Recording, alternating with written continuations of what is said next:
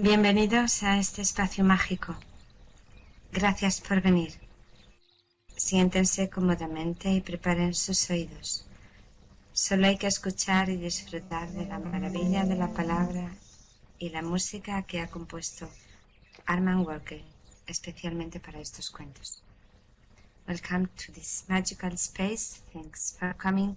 Sit down comfortable and prepare your ears.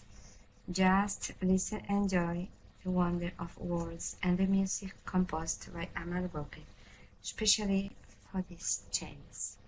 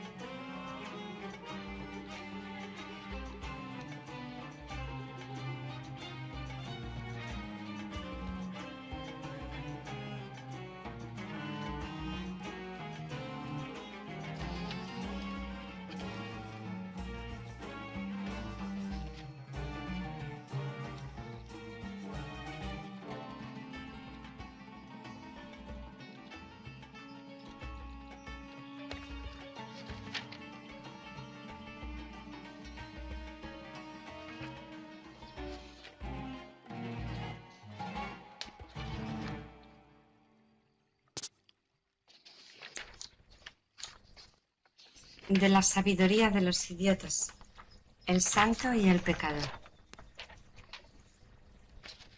Había una vez un devoto derviche que creía que era su obligación reprochar a quienes cometían maldades e imponerles pensamientos espirituales para que encontrasen el buen camino. Lo que sin embargo no sabía este derviche era que un maestro no es únicamente el que dice cosas a los demás, actuando conforme a principios fijos. A menos que el maestro conozca exactamente cuál es la situación interna de cada estudiante, puede producir lo contrario de lo que desea. No obstante, este devoto encontró un día a un hombre que jugaba en exceso y que no sabía cómo curarse de ello. El derviche se situó frente a la casa de dicho hombre. Siempre que éste salía hacia la casa de juego, el derviche colocaba una piedra para marcar cada pecado, formando un montón que fue acumulando como recordatorio visible de su vicio. Cada vez que aquel hombre salía se sentía culpable. Cada vez que volvía veía otra piedra en el montón. Cada vez que el devoto añadía una piedra al montón, sentía cólera contra el pecador y un placer personal, que él llamaba bienaventuranza divina, por haberle recordado su pecado. Este proceso continuó durante 20 años. Cada vez que el jugador veía al devoto se decía a sí mismo: ojalá pueda entender la bondad. Qué gran santo trabaja por mi redención. Ojalá pudiera arrepentirme y simplemente volverme como él, ya que él está seguro de tener un lugar entre los elegidos cuando llegue el tiempo del desquite. Así pues sucedió que ambos hombres murieron el mismo día, a causa de una catástrofe natural. Un ángel vino a tomar el alma del jugador, diciéndole con amabilidad: has de venir conmigo al paraíso. Pero, dijo el jugador, ¿cómo puede ser esto? Soy un pecador y debo ir al infierno. No estarás buscando al devoto que se sentaba enfrente de mi casa, ya que ha estado intentando reformarme durante 2 décadas. ¿El devoto?, dijo el ángel. No, está siendo llevado a las regiones inferiores, pues ha de ser achicharrado sobre un asador. ¿Qué clase de justicia es esa?, exclamó el jugador, olvidándose de su situación. Has debido tomar las instrucciones al revés. Como voy a explicarte, no es así, contestó el ángel. Es de la siguiente manera. El devoto ha estado complaciéndose a sí mismo durante 20 años con sentimientos de superioridad y de mérito. Ahora le toca reequilibrar la balanza. En realidad, él ponía aquellas piedras en aquel montón para sí mismo, no para ti. ¿Y qué hay de mi recompensa? ¿Qué es lo que yo por méritos propios he ganado?, preguntó el jugador. Has de ser recompensado porque cada vez que pasabas por delante del derviche pensabas en primer lugar acerca de la bondad y en segundo lugar acerca del derviche. Es la bondad y no el hombre la que está recompensando tu fidelidad. Adelántalo aquí. The Saint and the Sinner. There was once a dervish devotee who believed that it was his task to reproach those who did evil things and to enjoin upon them spiritual thoughts so that they might find the right path. What this dervish did not know, however, was that a teacher is not only one who tells others to do things by acting through fixed principles. Unless the teacher knows exactly what the inner situation is with each student, the teacher may suffer the reverse of what he desires. However, this devotee one day found a man who gambled excessively and did not know how to cure the habit.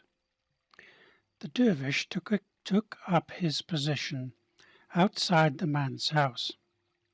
Every time he left for the gambling house, the dervish placed a stone to mark each sin upon a pile which he was accumulating as a visible reminder of evil. Each time the other man went out, he felt guilty. Each time he came back, he saw another stone on the pile.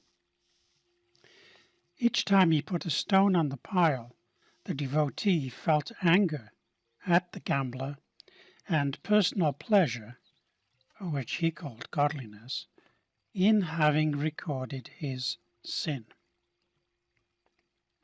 This process continued for 20 years. Each time the gambler saw the devotee, he said to himself, "Oh, would that I understand goodness, how that saintly man works for my redemption. Would that I could repent, let alone become like him, for he is sure of a place among the elect when the time of requital arrives." And so it happened that through a natural catastrophe, both men died at the same time. An angel came to take the soul of the gambler and said to him gently, You are to come with me to paradise." "But," said the gambler, "how can that be? I am a sinner and must go to hell. Surely you are looking for the devotee who sat opposite my house, who has tried to reform me for 2 decades." "The devotee?" said the angel. "No, he's been taken to the lower regions, since he has to be roasted on a spit." "What justice is this?" shouted the gambler, forgetting his situation. "You must have got the instructions reversed." "Not so," said the angel, "as I shall explain to you. It is thuswise. The devotee has been indulging himself for 20 years with feelings of superiority and merit. Now it is his turn to redress the balance. He really put those stones on that pile for himself, not for you." "And what about my reward? What have I earned?" asked the gambler. "You are to be rewarded because every time you passed the dervish, you thought first of goodness, and secondly of the dervish. It is goodness, not man, which is rewarding you for your fidelity."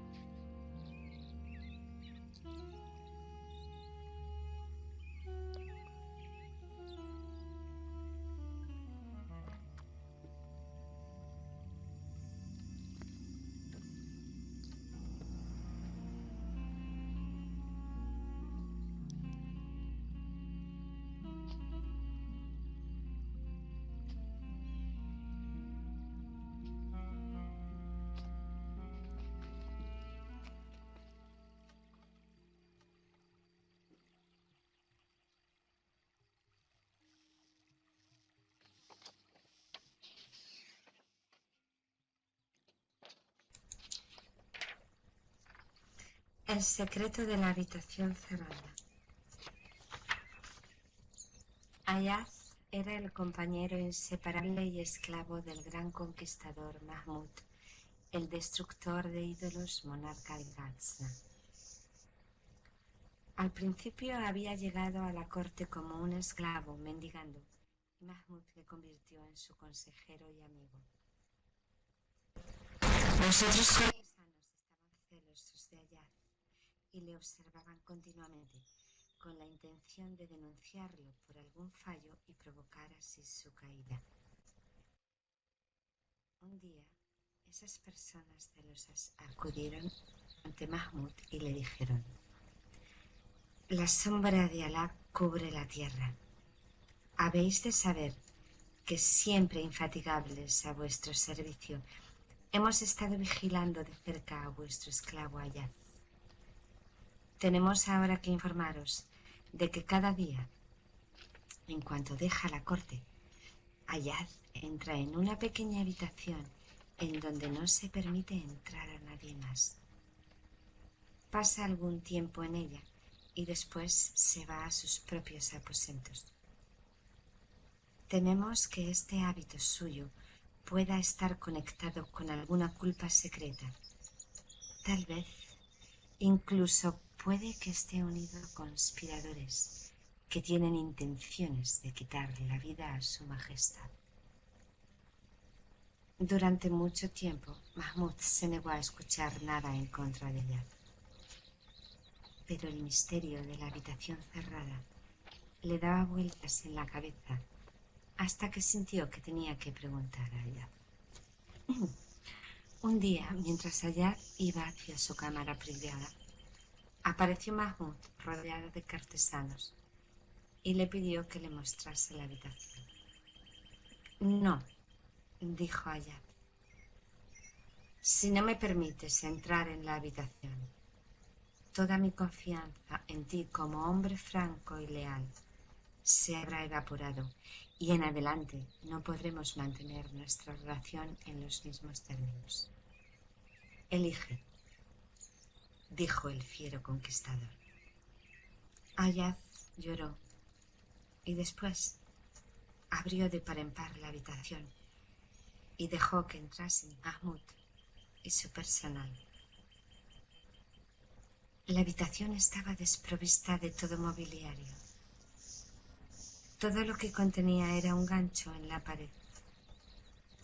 Del gancho colgaban un manto raído y lleno de remiendos, un cayado y un cuenco de peregrino.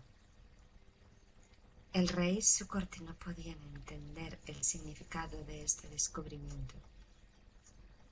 Cuando Mahmud pidió una explicación, Ayaz le dijo: Mahmud, durante años he sido tu esclavo, tu amigo y consejero.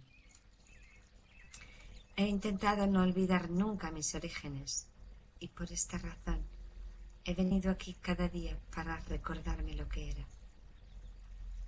Te pertenezco y todo lo que me pertenece son mis harapos, mi callado, mi cuenco y mi peregrinar por la faz de la tierra. The Secret of the Locked Room. Ayaz was the boon companion and slave of the great conqueror Mahmud the Idol Breaker, monarch of Ghazna. He had first come to court as a beggarly slave, and Mahmud had made him his adviser and friend. The other courtiers were jealous of Ayaz and observed his every movement, intending to denounce him for some shortcoming, thus encompassing his downfall. One day these jealous ones went to Mahmud and said, "Shadow of Allah upon earth, know that, indefatigable as always in your service, we have been keeping your slave Ayaz under close scrutiny. We have now to report that every day, as soon as he leaves the court, Ayaz goes into a small room where nobody else is ever allowed. He spends some time there and then goes to his own quarters. We fear that this habit of his may be connected with a guilty secret. Perhaps he consorts with plotters, even who have designs upon your Majesty's life. For a long time Mahmud refused to hear anything against Ayaz. But the mystery of the locked room preyed upon his mind until he felt that he had to question Ayaz. One day, when Ayaz was coming out of his private chamber, Mahmud, surrounded by his courtiers, appeared and demanded to be shown into the room. "No," said Ayaz. "If you do not allow me to enter the room, all my confidence in you as trustworthy and loyal will have evaporated, and we can never thenceforward be on the same terms. Take your choice," said the fierce conqueror. Ayaz wept, and then he threw open the door of the room and allowed Mahmud and his staff to enter. The room was empty of all furniture. All that it contained was a hook on the wall. On the hook hung a tattered and patched cloak, a staff, and a begging bowl. The king and his court were unable to understand the significance of this discovery. When Mahmud demanded an explanation, Ayaz said, "Mahmud, for years I have been your slave, your friend, and your counselor. I have tried never to forget my origins, and for this reason I have come here every day to remind myself of what I was. I belong to you, and all that belongs to me is my rags, my stick, my bowl, and my wandering over the face of the earth."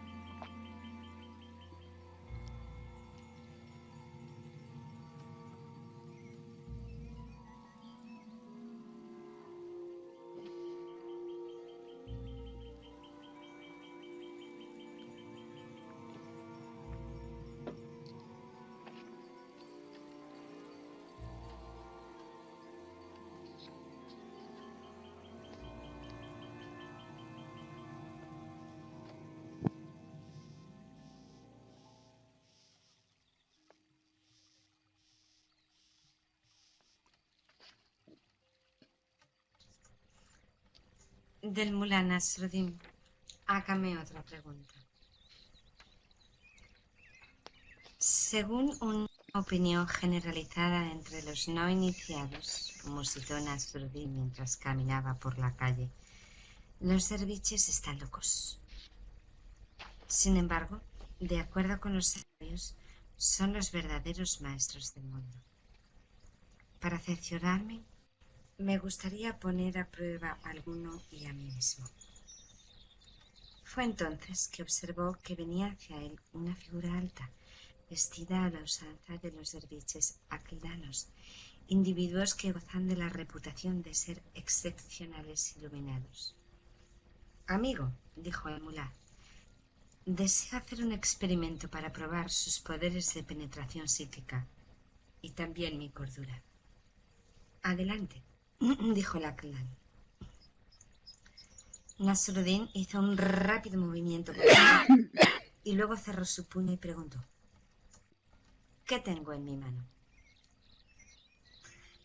Un caballo con un carruaje y un conductor, dijo el aquilán de inmediato.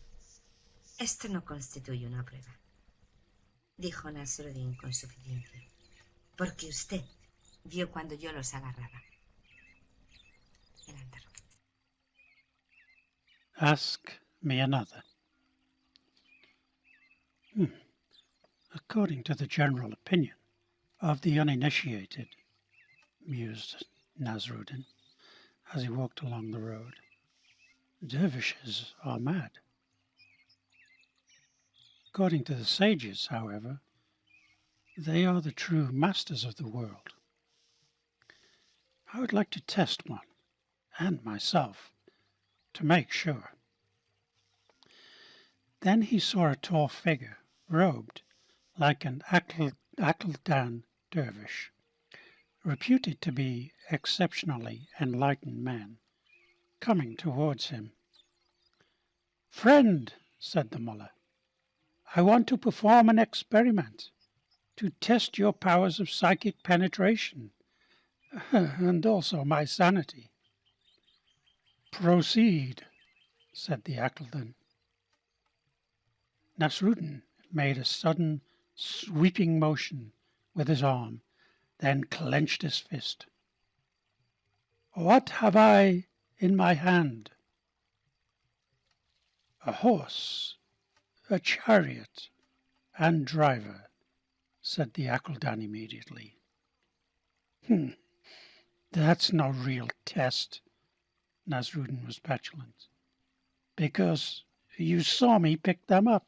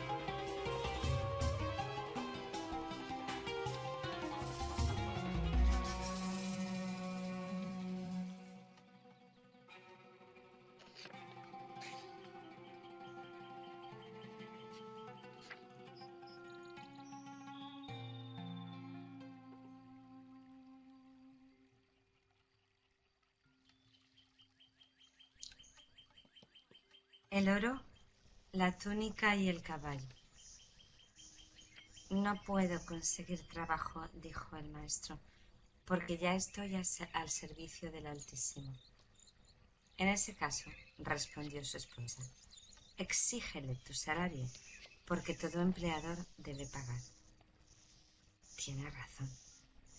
Y luego en voz alta agregó, no me han pagado simplemente porque nunca lo solicité. Entonces será mejor que vayas a pedir. El mulá fue al jardín, se arrodilló y gritó, oh Alá, envíame 100 piezas de oro, pues la paga atrasada de todos mis servicios alcanzan al menos eso.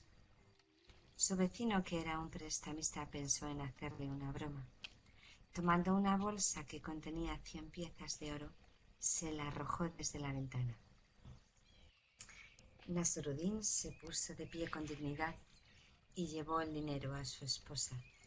Soy uno entre los santos, le dijo el mulá. He aquí lo que se me debía. Esto impresionó vivamente a su mujer. Poco tiempo después, al ver la incesante remesa de alimentos, ropa y muebles que llegaban a la casa del mulá, el vecino entró en sospechas y fue a recuperar su dinero. Usted me oyó pedirlo y ahora pretende que es suyo, dijo Nasrudin. Nunca lo tendrá. El vecino aseveró que llevaría a Nasrudin a la corte de juicios sumarios. No puedo ir así, protestó Nasrudin. No tengo ropa adecuada, ni tampoco caballo. Si nos presentamos juntos ante el juez, éste se inclinará a su favor por causa de mi pobre apariencia. El vecino se quitó su túnica y se la dio al mulá. Luego lo montó en su propio caballo y fueron ante el cadí. ¿Cuál es su defensa?, le preguntó el magistrado a Nasrudin. ¿Que mi vecino está loco? ¿Qué evidencia tiene? ¿Cuál mejor que la que surge de sus propios labios? Piensa que todo le pertenece. Si usted le pregunta por el caballo que monto o por la túnica que uso, sin mencionar el oro, seguro que los reclamará. Pero si son míos, rugió el vecino. Caso cerrado. Adelante, Rocky. The gold, the cloak, and the horse. I cannot get a job, said the mullah, because I am already in the service of the All-Highest. In that case, said his wife, ask for your wages, because every employer must pay. Quite right, thought Nasrudin. I have not been paid simply because I have never asked, he said aloud. Then you had better go and ask. Nasrudin went into the garden, knelt, and cried out, "O Allah, send me 100 pieces of gold, for all my past services are worth at least that much in back pay." His neighbor, a moneylender, thought he would play a joke on Nasrudin. Taking a bag of 100 gold pieces, he threw it down from a window. Nasrudin stood up with dignity and took the money to his wife. "I am one of the saints," he told her. "Here are my arrears." She was very impressed. Presently, made suspicious by the succession of delivery men carrying food, clothing, and furniture into Nasrudin's house, the neighbor went to get his money back. "You heard me calling for it, and now you are pretending it is yours?" Oh, sorry, wrong accent. "You heard me calling for it, and now you are pretending it is yours," said Nasrudin. "You shall never have it." The neighbor said that he would take Nasrudin to the court of summary jurisdiction. I cannot go like this, said Nasrudin. I have no suitable clothes, nor have I a horse. If we appear together, the judge will be prejudiced in your favour by my mean appearance. The neighbour took off his own cloak and gave it to Nasrudin. Then he mounted him on his own horse, and they went before the Qadi.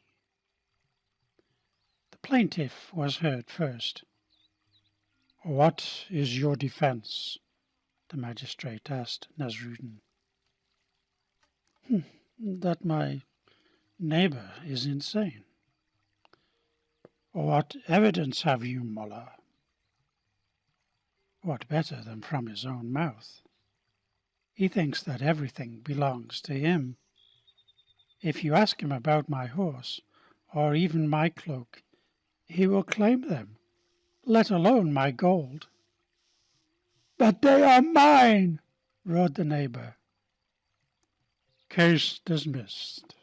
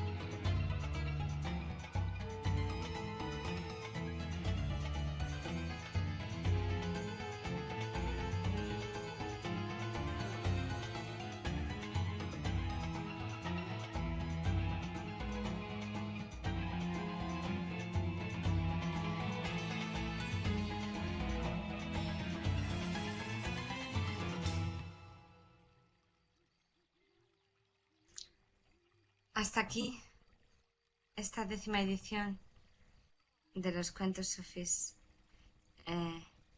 Muchas gracias a todos por venir. Thank you all for coming. Hasta la próxima. Until next time. Les dejo con la sintonía. I leave you with the turning. Thank you very much.